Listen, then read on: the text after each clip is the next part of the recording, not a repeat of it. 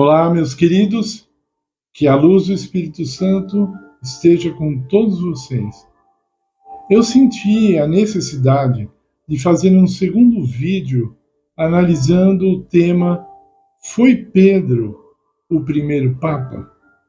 Então, eu vou considerar algumas coisas aqui o mais rápido que eu conseguir, porque o vídeo tem que ficar o mais curto possível e se vocês tiverem interesse, continuem estudando o assunto, porque hoje, graças à internet, nós temos muitas informações fáceis, né? Você põe ali no Google, especialmente os fatos históricos, que eu vou mencionar aqui, você não precisa gastar muito tempo para achar as respostas ou achar o que eu vou falar lá no Google, ok?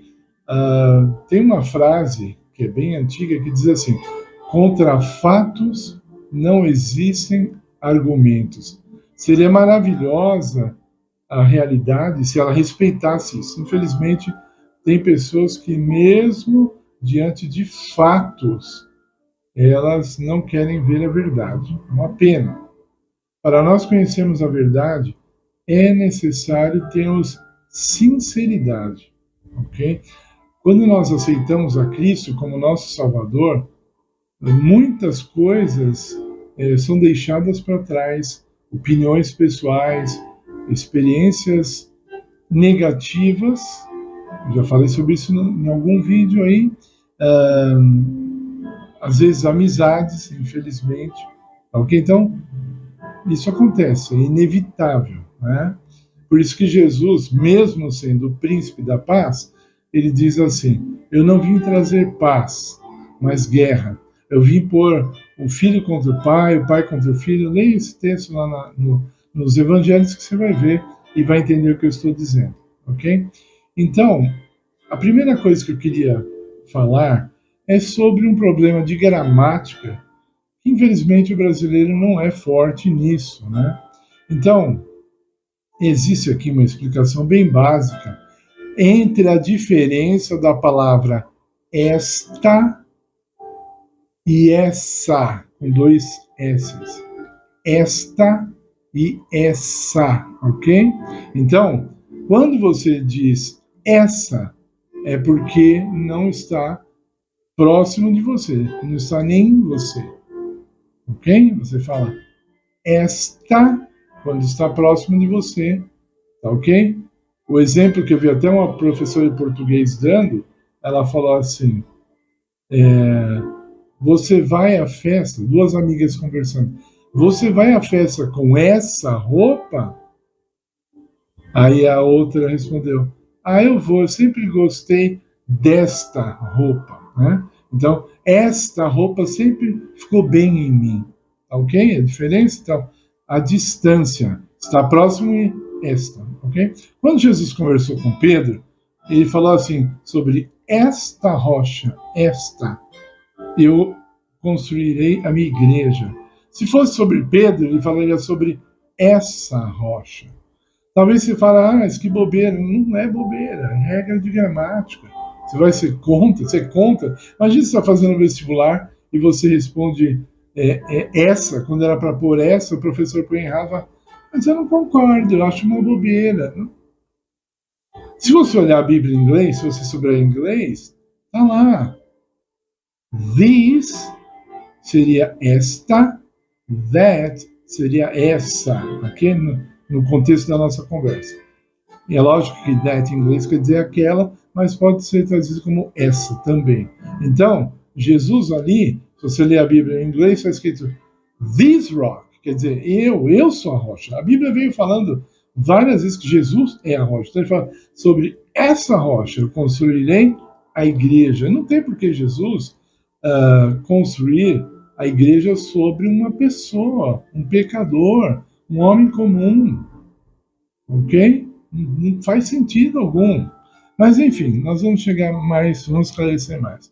Nós vemos que na Bíblia existe aproximadamente 23 textos dizendo que Jesus é a rocha.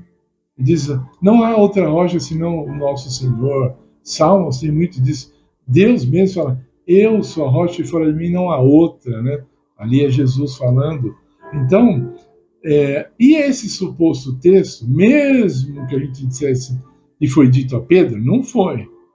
Não foi. Foi o próprio Jesus, mas vamos supor que tivesse dito a Pedro. Então, seria 23-1. O que você faz com 23-1? Você iguala. Se uma prova de matemática você põe assim, 23 é maior que 1, 23 é menor que 1, ou 23 é igual a 1? Essa é uma pergunta de maluco, né? Mas, enfim. Então, o apóstolo Paulo, ele diz assim, na primeira carta aos Coríntios 3, e verso 11, ele diz assim, o fundamento da igreja é Cristo e não se pode colocar outro fundamento. Você põe um fundamento no prédio, um fundamento, vai por 2 fundamentos. Por que é necessário 2? Jesus não é suficiente? Jesus é o fundamento que está falando ali. Jesus é a rocha da salvação, ainda fala. Pedro não é rocha da salvação. Né? Será que é tão difícil entender? Eu creio. Infelizmente, muitas pessoas não querem que seja desse jeito. Esse é o problema. Tem pessoas que não querem que seja desse jeito. É um fato. Não, eu vou, sabe, a pessoa assim, teimosia, fala, não, eu vou ficar aqui, daqui eu não saio, fecha os olhos, sabe, põe um dedo no ouvido para não ouvir. O apóstolo Paulo já tinha profetizado sobre o assunto, ele falou que no fim dos tempos seriam pessoas que teriam comichão nos ouvidos quando ouvissem a verdade. Mas qual a verdade? A verdade bíblica. Ok? Bom, mas vamos continuar. Tem algumas coisas que eu anotei aqui, mas que eu não vou falar. O apóstolo Paulo diz também na primeira carta aos Coríntios 10, verso 4, que a rocha que eles beberam água no Velho Testamento representava a Cristo. Tá? Agora, se você, isso é importantíssimo que eu vou falar agora, por favor, preste bem atenção. Se você montar uma doutrina que não pode ser provada no Velho Testamento, essa doutrina não tem fundamento. Ela provavelmente, eu vou dizer, ela é falsa. Estou sendo educado em falar provavelmente.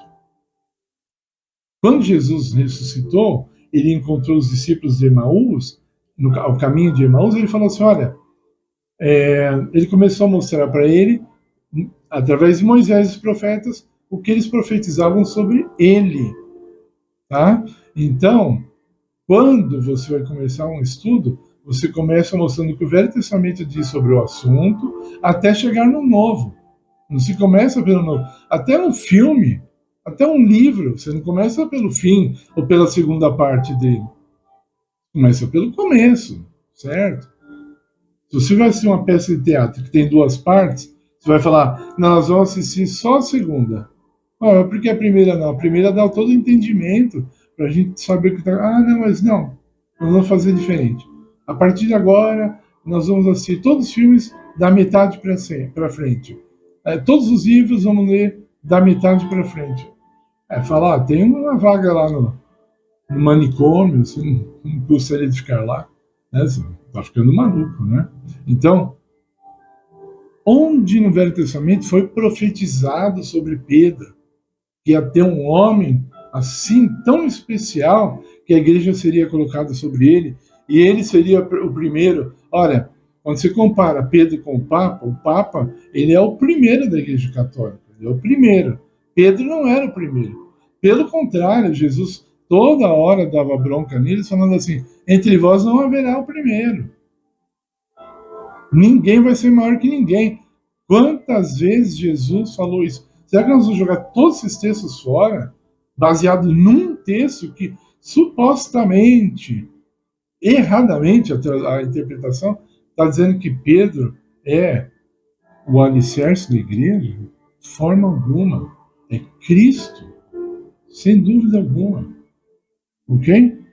Agora, o que pensar de uma igreja que faz o maior templo do mundo, a Basílica de São Pedro. Não acredita? Põe no Google. É o maior templo do mundo, a maior igreja do mundo, dedicada a Pedro, não a Jesus, a Pedro. Você não acha estranho?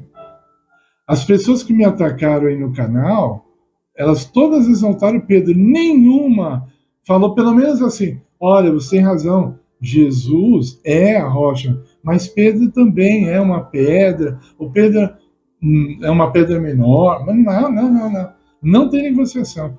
Eles só falaram de Pedro, nem citaram Jesus. Jesus para eles é comum isso, né? Eu até acredito mesmo, porque quando você pega os 20 maiores templos do mundo, nenhum é dedicado a Jesus. Todos são dedicados a supostos santos, a Maria também, como Fátima, né? Está ali entre os 10 maiores templos do mundo, né? Aparecida, se não me engano, é o terceiro maior do mundo, se não me engano. Então, dedicado.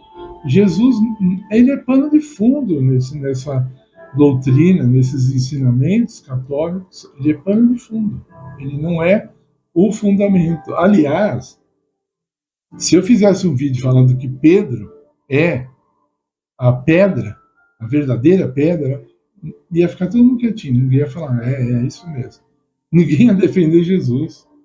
Não é interessante? Isso é muito de se pensar, meus amigos. Vocês estão escolhendo Pedro acima de Cristo.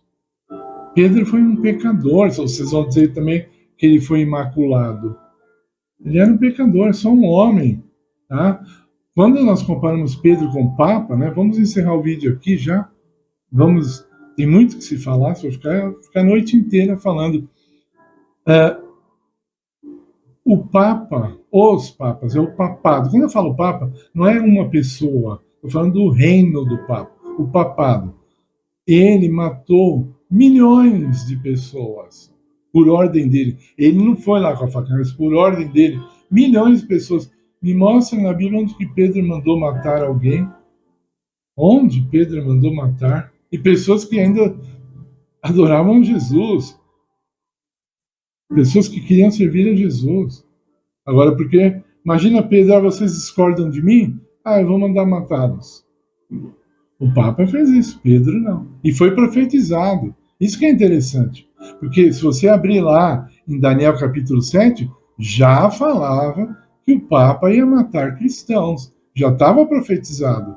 Agora, sobre Pedro, não tem profecia nenhuma sobre o assunto. E a Bíblia é clara em dizer, Deus não fará nada sem antes anunciar aos seus servos, os profetas.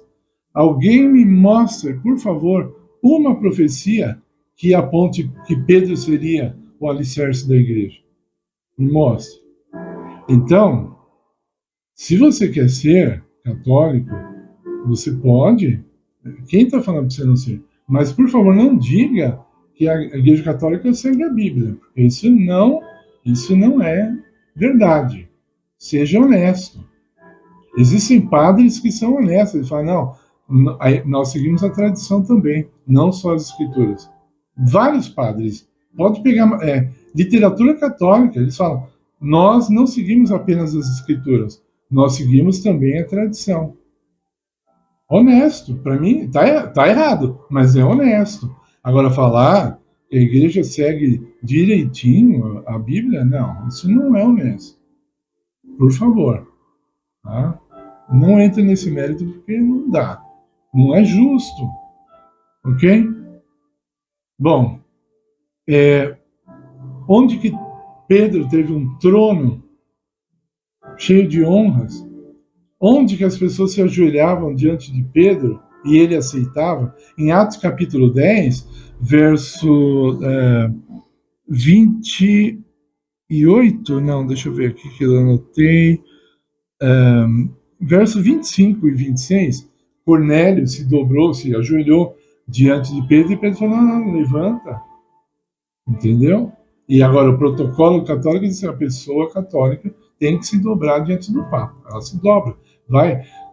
Não precisa ir muito longe. Vocês vão pesquisar. Eu vi, ninguém me contou.